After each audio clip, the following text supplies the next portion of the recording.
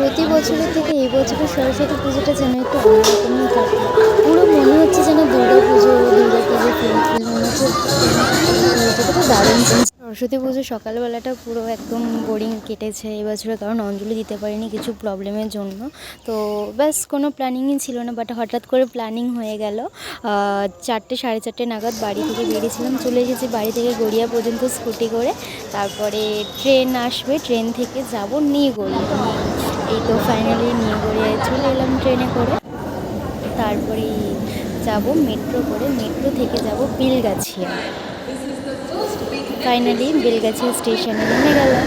এবার ওখান থেকে বাইরে গেলাম, বিশেষ করে এখানে টালা প্রত্যয় ওখানটায় সরস্বতী পুজো 100 বছরে কমপ্লিট হলো, তো জাস্ট দারুণ হয়েছে।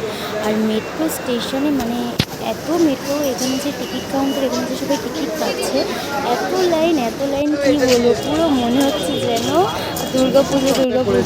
এটাতে তো ঠিক আছে মেট্রো, কিন্তু তাও বাইরে আরও মানে বিশাল ভিড় ছিল।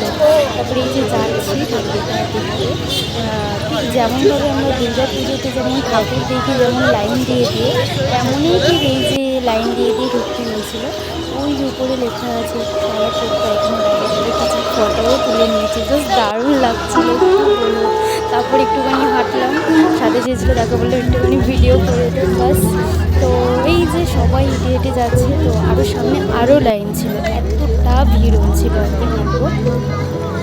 তো এই যে 100 বছর লেখা আছে দেখতে পাচ্ছ, টালা প্রত্যয়, এইটা বেলগাছিয়া থেকে যেতে হয় মেট্রোতে উঠে, কবি সুভাষ থেকে মেট্রোতে উঠে বেলগাছিয়া নেমে ওখান থেকে হেঁটে রাস্তা দর্শন।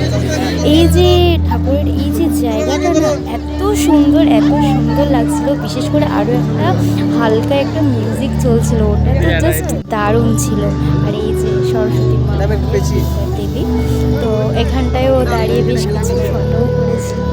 আর এখানটায় যে আহ্লাদদায়ী রকমেরই লাগছিল, মানে বলে বোঝাতে পারবো না। হালকা হালকা হাওয়াও বইছিল উপরে, পুরো একদম আকাশ, আর মানে পুরো একদম মনে হচ্ছে পুরো আকাশ নিচে। তারপরে পাশেই মেলা ছিল, মেলাতে তোমার হাত নেওয়া যাবে না, খিদে পেয়ে গেছিলো। ও এটা তো জাস্ট দারুণ ছিল, আমি এটা ফার্স্ট টাইম ট্রাই করলাম, জানি অনেকজন শুনে আসবে।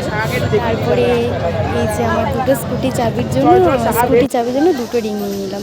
তারপরে ফাইনালি মেট্রো স্টেশনে চলে এলাম। আরও কিছু মেলাতে খেয়েছি, ওটা আর বললাম না, আরও অনেক কিছু কিনেছি। তারপরে এই যে ময়দানে